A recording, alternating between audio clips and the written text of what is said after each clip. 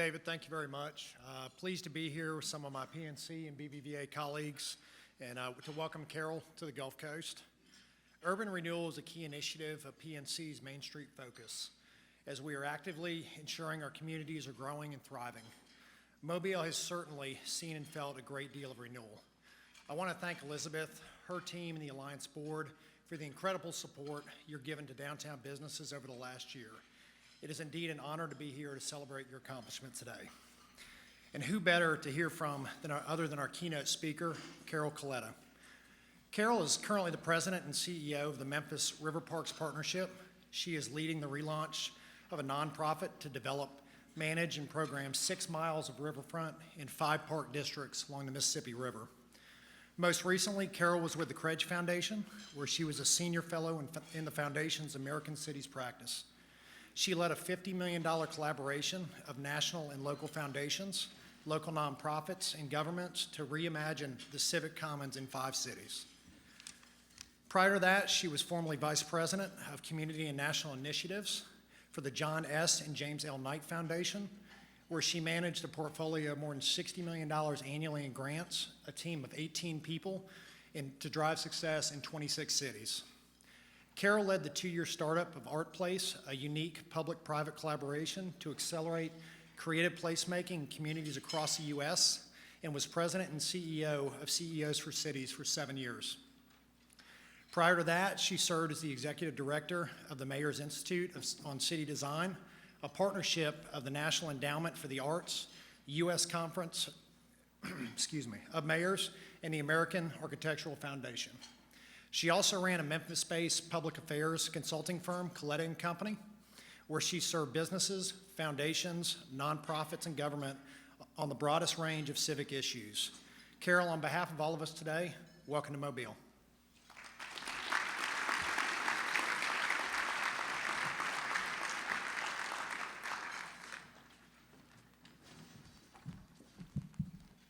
I feel like I could just sit down because I'm not sure you're going to get any more wisdom from me than you just got in all of those fabulous awards.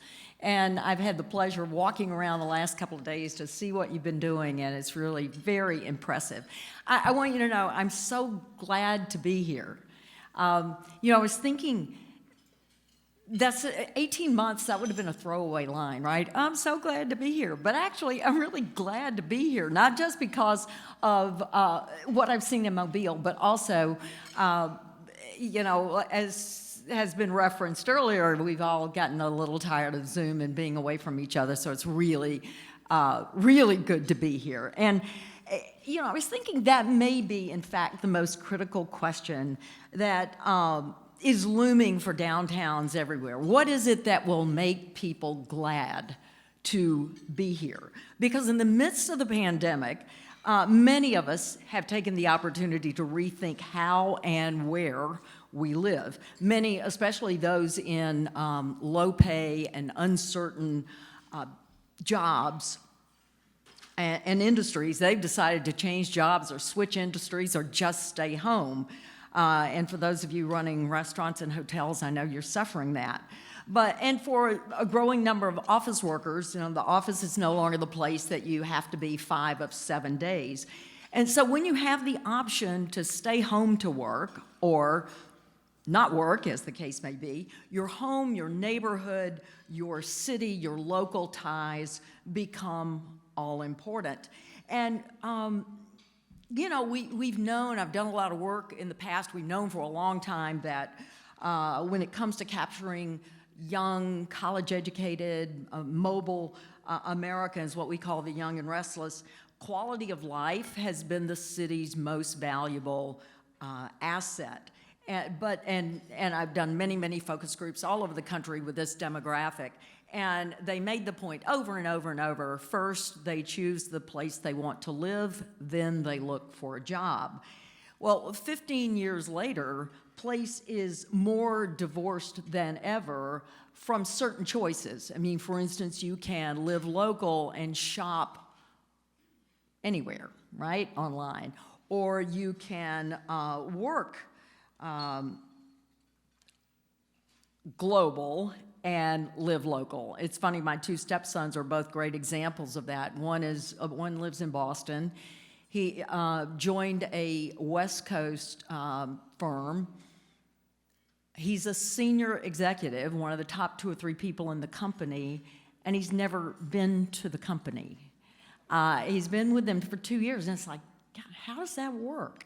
Okay, and then I've got another stepson who is with a Washington-based digital security firm, and he runs a team that is located all over the country from his home now in Montana, which he acquired during the pandemic. So, we've all seen cases of that, and it's been really interesting to watch. And so it feels to me like quality of life is more important than ever, and that the young and restless are an indicator species, because it looks like a lot more of us are following in their footsteps. In our self-exploration during COVID, we're taking these big leaps into the unknown at every stage of life, not just as we're beginning our careers, as the young and restless are, or as we end our careers in retirement. Estimates are now that 22% of the workforce will be working remotely permanently, although again, it's just an estimate, but let's go with it, 22%. But then there are a whole lot more of us who are going to be able to work at least some portion of the day remotely.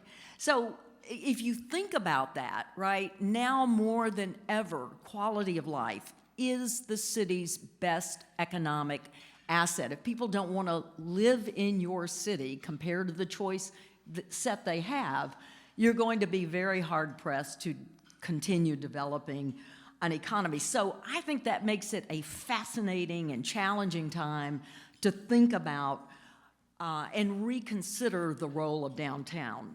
Downtowns are typically cities' first neighborhoods. They're the most unique. They serve as the center of government. They're frequently big job centers. It's hard to find a city anywhere where the downtown residential population is not growing. And downtown is most often where you're going to find the hub of entertainment and tourism. In fact, a lot of tourists never see any part of a city other than downtown. So downtown always has an outsized impact on what people think about a city, both its past and where it's headed in its future. So I think cities have a special obligation to get their downtowns right, and that's why I think everyone in this room needs to be commended for working on that challenge in this city. Job one, then, is to make downtown, back to the question, right, a place where people want to be. They're glad to be here. And I think, again, we've got to make downtown more compelling than ever because the competition for where people can live, right, the option set is so much, the choice set is so much bigger today. So that competition's getting greater. So downtown Mobile must get better and better, keep getting better because of the competition. So let's talk for a minute about what makes a downtown compelling. I think if downtown is to compete, you have to make the most of your assets. Strategy always calls for building on strength and difference. And for most downtowns, that includes, now, keep in mind, this is not always realized potential. This is potential I'm talking about. For most downtowns, that includes walkability, a great public realm with lively streets and good parks, entertainment and tourism assets like this one, diverse uses and diverse people, both are important, and for the lucky ones, a waterfront, and Mobile is one of the lucky ones. I list walkability first because it's the key to making the most of a lively public realm, entertainment and tourism assets, the benefits of diversity, and a waterfront. And that's something, let me just say, you do really, really, really well. So you don't have a lot of unrealized potential when it comes to walkability. Are there things you can do? Absolutely. Things you can do better? Yes. But you start in a very favored position. And, I'll just say, as someone who has lived and worked in 3 different downtowns for more than 40 years, that long resume makes me really old. I feel like I'm somewhat of an expert on walkability of downtowns, and my conclusion is it really is very easy to miss the small moves. We in a lot of cities, we prize 4 lanes, even 5 lanes of traffic on downtown streets when only 2 are needed. We build good sidewalks, but still allow right turns on red, or kind of swooping curve geometry at the curbs so cars can sort of, get around them fast without paying attention to pedestrians.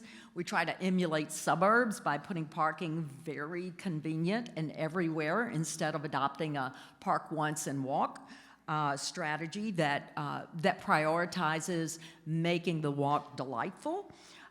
We work to hurry traffic through downtown instead of slowing it down to pedestrian speed. We have great waterfront asset potential. I don't know which city I may be talking about here. Then let 2 wide roads carrying too fast traffic separate our waterfronts from our downtowns.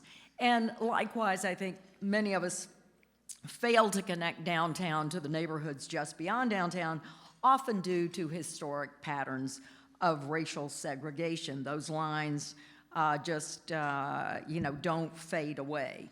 It's interesting, one of the world's most glamorous cities, Paris, accelerated a nascent trend that's been developing for some time when the mayor declared Paris to be a 15-minute city, a city where you can meet all your daily needs within 15 minutes on foot or on bike. And now she's the mayor, she's a global star, and the 15-minute city is one of the hottest urban trends, which is really interesting to see. Now, I don't know if Mobile can become a 15-minute city, but downtown Mobile can certainly become a 15-minute neighborhood. And by the way, bravo on your grocery store. I've been living in downtown Memphis. I've maintained a home there for 44 years. And it's so interesting. The first question anyone will ever ask me, even 44 years later, where's the grocery store? Of course, my answer is, do you get in a car to go to the grocery store? Well, okay, so do I. But anyway, that's another story. You've got one. You don't have to drive. I went in there this morning. It's gorgeous. Good for you. And also, you've referenced a couple of times, and somebody got a great award for paying for it, it looks like. You've got a plan. It was just delivered. I love the irony of the name of it. What is it called? It's the Optimizing Downtown Streets. But there's a whole walkability strategy, in there, because you got to get the streets right to get the walkability right. So, and so now, you've got a great head start because you've got you've got the great bones. Now you've got this great plan. And so the question is, do you have the political will to execute it? You're right here. Do you have the political will to execute it? You want to stand up and just make that pledge? That's great. I love it because you're there. You're really there. And like I said, comparatively speaking, you just got small moves to make. So good for you. Good for Mobile. And if you get that rocket fuel of walkability right, then this lively public realm gets so much easier. And I think a good public realm is both a product of and a contributor to walkability. It's funny, last Saturday night, I was coming out of a football game, and I unintentionally walked 4.2 miles home because it turns out Lyft had no cars, and my husband wouldn't answer the phone. So I know, but he was actually upstairs crashing doing some renovate. That's at least what he told me. He looked like he'd been doing renovation. Anyway, so I'm like walking home, and I walked through a couple of neighborhoods thinking, I'll get a lift. And these were really nice neighborhoods. And then I got on this 6-lane street in Memphis called Union. I happen to live on Union downtown, but this was, so it's a 6-lane street. Traffic moves really fast, and pedestrians are on this small sidewalk with no landscape strip, nothing to protect the pedestrian. So I've just got all these, headlights coming at me. Imagine that walk, if you will. It was so unpleasant and unsafe. But if you imagine walking the same, I was thinking, okay, so what if I were walking the same 4.2 miles in Manhattan? And I started at Central Park North, and I walked through the park south, and then I came, onto the streets and past all the storefronts pre-COVID, storefronts, and ended up at the Empire State Building. That's the same 4.2-mile walk. Had I had good shoes on, I never would have noticed that walk in Manhattan. Because it is such a delightful walk. So it's not about the distance, right? It's about the delight. And, the good news is you don't have to be able to create 4.2 miles in downtown Mobile of great walking, right? You've got, 12, 14 blocks, and, and then depends on how you want to walk the streets. But the point is, and your streets are already good. Your storefronts are already good. Your public realm is coming along. So I think, again, you've got a lot to, to work on there, and a lot to work with. And so pick out the key routes in your downtown, through downtown, locate the places that make a walk effortless and enjoyable, and then just study them and replicate that. Fill in the gaps. COVID's been very, hard on storefront retail.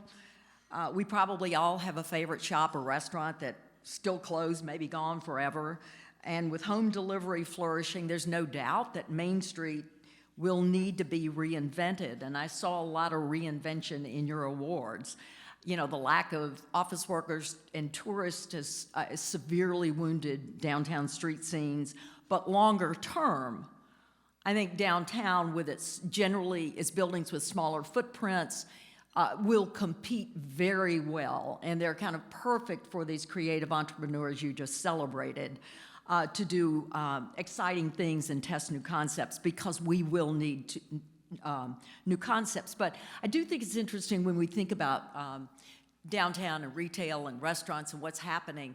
You just have to put in context what's been happening over the last decade or two with retail, where department stores were just, barely hanging on, and there's been lots of brand consolidation. A lot of stores have collapsed. A number of that collapsed and folded their number of outlets. They had too many. A lot of malls have closed. So it's a tough retail environment, but I think, again, long-term, downtown is really positioned very well. And just, again, I think we have to be really creative about making downtown feel lively. And it feels to me like, one, you sort of have to fake it till you make it. And I saw some of that in downtown Mobile with some of the pop-up store windows and trying to, create activity. Your Latin Fest, Latino Fest that's coming up. That's the kind of thing that can help concentrate activity and both time and space to make street life more visible and exciting. I think, two, really invest in alluring parks and other public gathering spaces.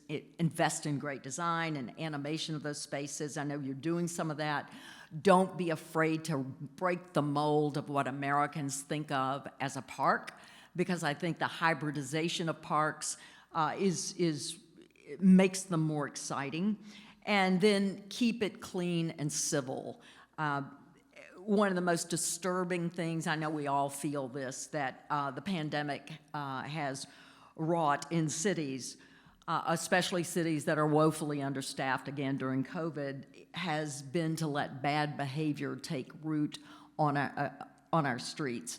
And many cities have experienced that. I think some of that is just the byproduct of leaving streets empty and sidewalks empty, but we can't let that persist. And so just to make a point, it's easy to overlook the small moves that we can take to make our downtowns more vibrant, because so often we're focused on the silver bullets, right? The glamour projects that we believe will make downtown successful. But a lot of times the newness wears off of those projects, and then you're kind of struggling to say, how do we regenerate first-year attendance and can't keep that up? Again, what I see here in terms of what you've honored, Elizabeth, is so impressive in terms of lots of small moves. And I think you're right, the Alliance is right to lift those up and celebrate those as they should be celebrated. So great job. I'm involved in a glamour project, so I'm not saying that they're never needed. We're doing a 30-acre park on the riverfront in Memphis, which is very different than your riverfront, and presents its own challenges. But one of the things with this 30-acre park we're doing is yes, we're doing a beautiful, fabulous park.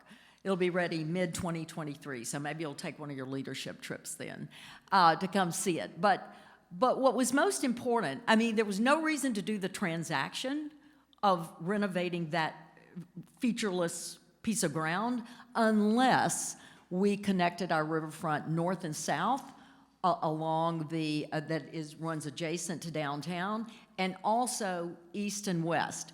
We have conditions even tougher than yours in that our downtown's on a high bluff, the riverfront's down here. It's not easy to connect, and so we're doing all we can as part of that project. All we politically can sell at this point, but now is not forever. We hope to. Sometimes you got to see change to make more change, right? Sometimes it's incremental. Is to connect again the riverfront to downtown and then to the neighborhoods beyond. Because the neighborhoods beyond for us represent a big equity opportunity. And we see people in really disadvantaged, disinvested neighborhoods on our downtown every day, and we serve them and welcome them. And just speaking of waterfronts, again, I walked yours yesterday, and Matt, where's Matt?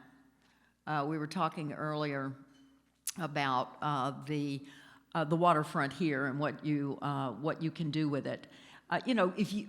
A waterfront in the right hands is a slam dunk investment. You all travel all over the world. Cities, as the industrial uses on waterfronts have waned somewhat and opened up the opportunity to rethink them, they're recapturing riverfronts. It's just enormously exciting around what's happening around the country. And it feels to me like your riverfront is right now on the downtown side, right, is a bit of a stranded asset. And I think in cities like Mobile and like Memphis, we can't afford to overlook any asset, right? We've got to take all of our assets and put all of our assets to work. And a waterfront is an obvious asset. So I would encourage, that's as many things as you're doing right. I think that's one of the things you have a great opportunity to get right going forward. And again, I think that will mean, joining everything up and making the connection there much less formidable. And and making sort of blowing up the invitation to get there. At our organization, Memphis River Parks Partnership, we believe you can't have a successful riverfront without a successful downtown, and without a successful downtown, we can't have a successful city. And it also works in reverse. A successful waterfront helps make a downtown more successful. So I think that is a huge opportunity. I just want to make one other critical point about the natural advantages of downtown, the things that you ought to be able to take advantage of. And just to say, in an America that is increasingly distrustful, the mixing of uses and people that naturally occurs in downtown, and sometimes only in downtowns, that's expected, that is even embraced, and that mixing is fundamental to healthy communities and healthy democracies. One of my favorite blues artists, Keb Mo, says, you can't feel them if you can't see them. And the way in which we live today, we are more income segregated in our residential patterns in America today than we were 40 years ago, all right? So where are people who are of different incomes going to see each other? And that's hard. It's getting harder and harder. That, to me, is one of the great, great services that a downtown can provide. And that is so fundamental to creating community. I love, what's the theme? Community comes together. I was thinking about that earlier. Community comes together. What a great thing. I mean, yes, the people in this room have come together, but what I hope you will do as the people in this room is to think about how to make downtown the place where people come together. And a lot of you are investing to do that. So again, really, really well done. Look, some people are asserting that the pandemic has made living and working in cities less desirable. But the more, this thing keeps going and bits of information are always coming out, and it's interesting how quickly the story has evolved. But really the uncontradicted bits of evidence that cities and downtowns are very much in demand are the increasing prices that people are paying for central locations and walkable neighborhoods.